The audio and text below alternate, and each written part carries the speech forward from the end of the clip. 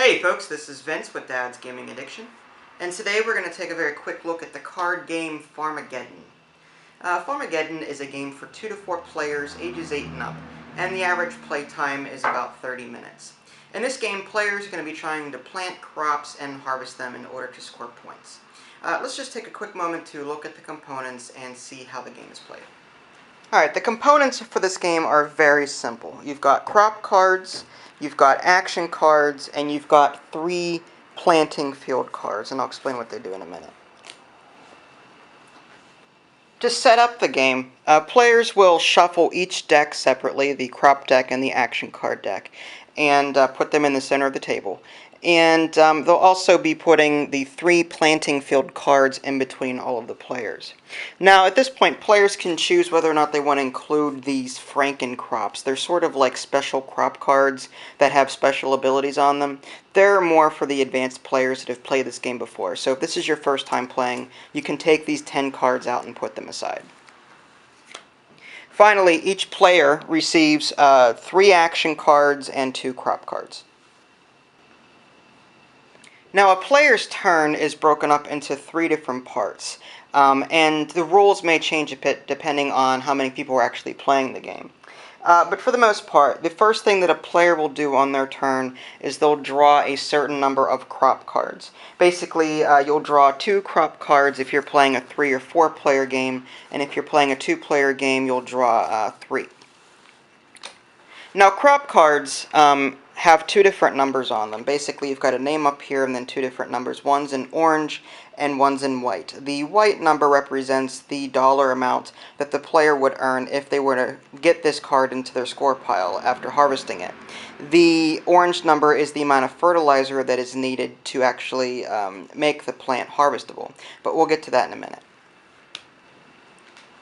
Now, after a player draws 2 crop cards on their turn, again 3 in a 2-player game, they'll have a number of actions they can perform.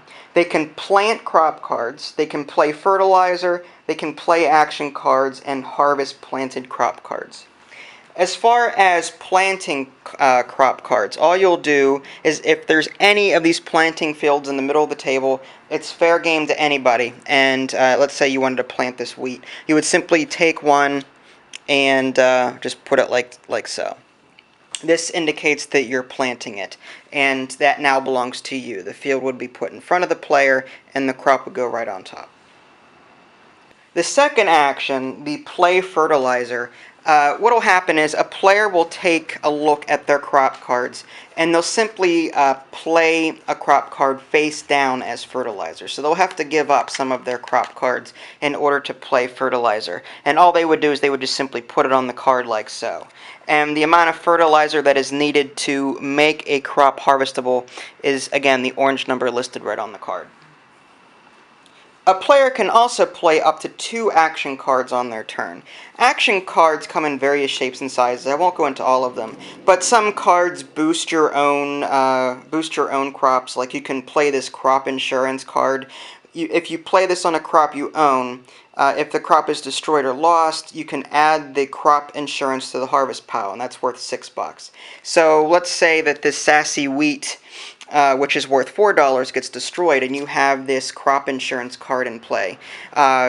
Instead of harvesting that for $4, you could actually put this into your score pile for $6. So this crop insurance might actually benefit you more if you destroy your own crop with some of your other action cards. And speaking of which, some of these other cards are more offensive in nature, like the Dust Bowl, for example, destroys all crops except those with foul manure. And this foul manure card, again, protects you against the Dust Bowl. Basically, you can place it on a crop, and players cannot harvest, fertilize, or play action cards on this crop. Finally, a player can harvest a crop. If there are enough fertilizer cards on a particular crop in front of you, you can go ahead and harvest it. And all you'll do is you'll just simply discard the fertilizer and put the crop into your score pile. And this planting field would go back into the middle of the table. Now, it's important to note that you cannot harvest a crop on the same turn that you just put the crop down in. So if I were to just to plant this on my turn, I have to, and then I put a fertilizer on this, I'd have to wait till the following turn in order to harvest it. So you can't harvest a crop on a card that you just placed. It's also worth noting, and this is a very special rule that's worth paying attention to, you'll have to play a certain number of cards as fertilizer on your turn.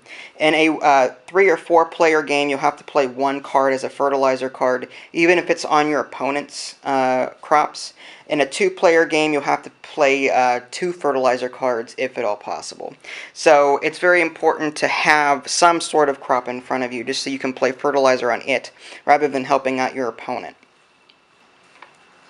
Now, once a player has performed as many of those actions as they want to, they'll go ahead and draw a number of these action cards. Again, the number of action cards you'll draw is dependent on the number of players. In a 2-player game, for example, you would get 1 action card to put into your hand. If you were playing a 3 or 4-player game, you could draw 2 of these. Alright, and that's basically all there is to it. Players are going to just continue taking turns clockwise around the table, trying to harvest as many of these crop cards as they can in order to put them into their score pile. Now, once the crop deck runs out, everyone else will get 1 final turn, and any crops that have enough fertilizer on them will be automatically harvested. If the action deck runs out, players will just simply reshuffle the discard pile, and you'll be able to use it again. But once the crop deck runs out, that'll signal the end of the game. And once that happens, players will add up, add up these white numbers listed on these crop cards in their score pile. And whoever has the highest number or the highest score will win the game. Okay, and just to help us illustrate here, Vinny is joining us. We're just going to go ahead and play through a few practice rounds. So, since this is a 2-player game, Vinny can go ahead and start his turn by drawing 3 of these crop cards. Alright, now that he has 5 crop cards in his hand, remember he starts with 2, he has 4 actions that he can perform. He can plant a crop, he can play fertilizer, he can play an action card, or he could harvest. Again, though, since this is his first round, he won't be able to harvest anything, because you can't harvest on the same turn that you plant, at least in regards to the same crop. So what are you going to do now? You have to first plant a crop before you play it as fertilizer. So you're going to plant this card. This is a Wari squash, and it costs, and you need 4 fertilizer in order to make it grow, but it's worth 15 bucks. So if you can get this to grow, great, you'll get a lot of money for that. So you took one of the planting fields, and it's on your side now, and you have to play at least 2 fertilizer cards on your turn. So pick 2 cards to sacrifice and put them face down. 2 crop cards, there you go. Put them face down on top of the crop, just so you know which one. Huh? I don't have enough. That's okay. Those stay there on your turn, and on a future turn, you can put more down. And you can put more than 2 fertilizer down if you want to. It's up to you. Put 1 more. Go ahead, you can put 1 more down if you want to. Okay, so you've got 3 fertilizer face down now on the squash that needs 4. Alright, and again, you can also play action cards if you want to on your turn. Now, what's that one? I'll use this too. Alright, so let's see what these do. You're going to use these? Alright. The genetic superworm. Play on any crop. Harvest that crop with only half the required fertilizer round down. Wheat requires no fertilizer. So that allows you to harvest this, but keep in mind you can't harvest on the same turn that you plant. So keep this for your next turn. And this bumper crop. Play on any crop. When crop is harvested, owner of bumper crop adds bumper crop to harvest pile. What this is good for is you play this when you play this on another player, okay? And what will happen is when I harvest something, this bumper crop card will go into your score pile. So it's like you get part of my harvest, so to speak. So keep those 2 action cards until a later turn.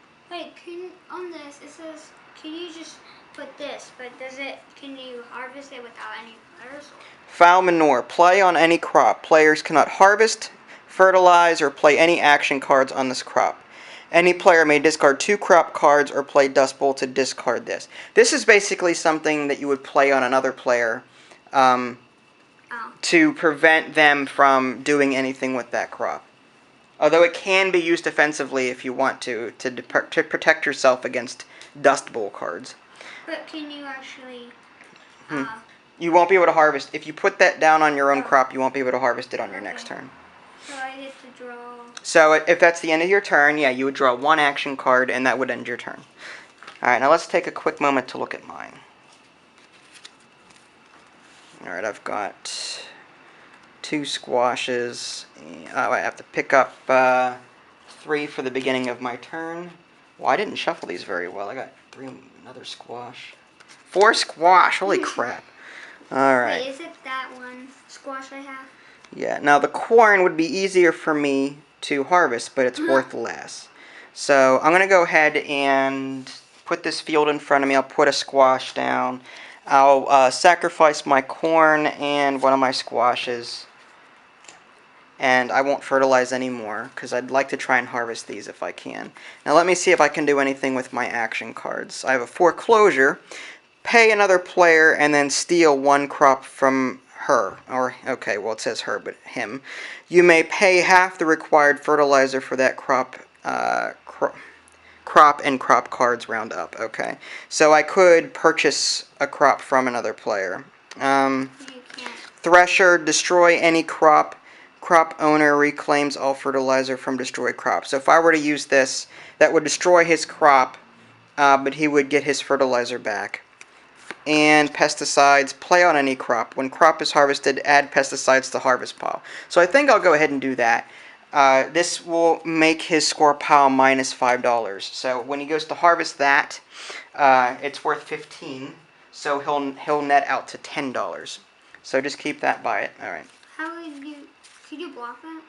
I'm not sure. There might be a card in there, but I'm not sure. Alright, now that I have 4 cards left in my hand, I'm not going to do anything else. So I'm going to go ahead and pick up an action card, and that'll end my turn. Alright, my turn?